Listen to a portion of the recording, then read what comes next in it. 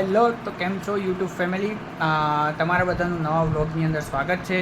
આજે છે ગણેશ ચતુર્થીનો શુભ દિવસ. તો સૌથી પહેલાં બધાને મારા જય ગણેશ, જય શ્રી રામ, હર હર મહાદેવ અને જય ભવાની માતા. તો મિત્રો, એકચ્યુઅલી આજે ગણેશ ચોથના નિમિત્તે હરેક ઘરની અંદર ગણેશજીની પૂજા કરવામાં આવતી જ હોય છે. તો અમારા ઘરની અંદર પણ ગણેશ ચોથ નિમિત્તે ગણપતિ બાપાની પૂજા કરવામાં આવી છે. તો હું તમને પહેલાં એ બતાવી દઉં કે ગણેશ ચોથ નિમિત્તે પૂજા કરવામાં આવી છે એ કઈ રીતે કરવામાં આવી છે. તો સૌથી પહેલાં મિત્રો તમને બતાવું તો કે ગણેશજીને અમે ફૂલથી ને એ બધી રીતે સજાવ્યા છે. પછી ગણેશજીને અમે લાડુ બી ધરાવ્યા છે. મિત્રો, આ લાડુ વિશે વાત કરીએ તો મીન્સ આ લાડુ કોઈ અમે તૈયાર લઈ આવેલા નથી બહારથી ક્યાંયથી પણ આ લાડવા સ્પેશિયલ અમે ઘરે બનાવ્યા છે.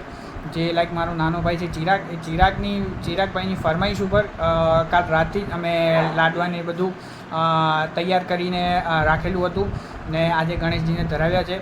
તો મિત્રો, ચાલો આપણે મળીએ ચિરાગભાઈને અને ચિરાગભાઈ સાથે વાત કરીએ.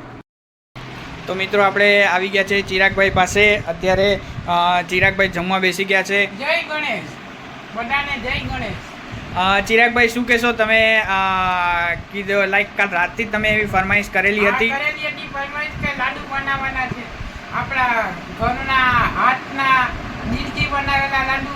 ગણપતિ બાપાને તો મોદકની પ્રિય છે, પણ લાડવા સૌથી વધારે દિલથી બનાવેલા, આપણા હાથથી બનાવેલા એ લાડુ સારા હોય.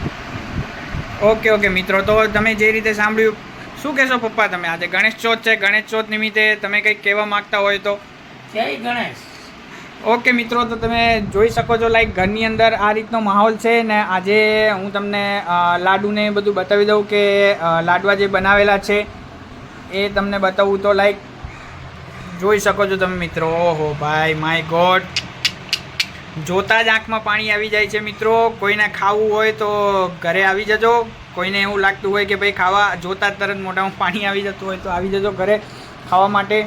અને બીજી બી હું તમને કહી દઉં કે આજે ઘરે એના નિમિત્તે અમે બીજી બી ઘણી વસ્તુ બનાવેલી છે. જેમ કે તમે જોઈ શકો છો, ઓ ભાઈ, બટાકાનું શાક છે, પછી ભાત છે, ઠંડી ઠંડી છાશ છે, પછી કઢી છે, પછી ઢોકળા છે. તો મિત્રો, આવું બધું જમવાની અંદર છે. જો કોઈને જમવું હોય, આમ તમને મોઢામાં પાણી આવતું હોય તો તમે આવી શકો છો.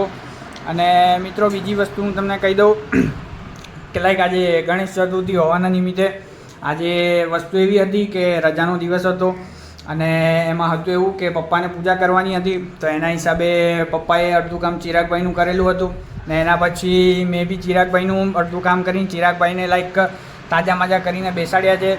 ને આજે ટાઈમ એકચ્યુઅલી મોડો થઈ ગયો છે, 1:45 વાગી ગયા છે ને ચિરાગભાઈ અત્યારે જમવા બેઠા છે. બાકી અમારો રોજનો ટાઈમ મિત્રો 1 વાગ્યાનો હોય છે જમવાનો.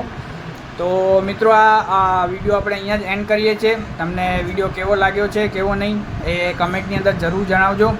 વિડીયો ગમ્યો હોય તો લાઈક, કમેન્ટ, શેર, સબસ્ક્રાઈબ કરવાનું ભૂલતા નહીં.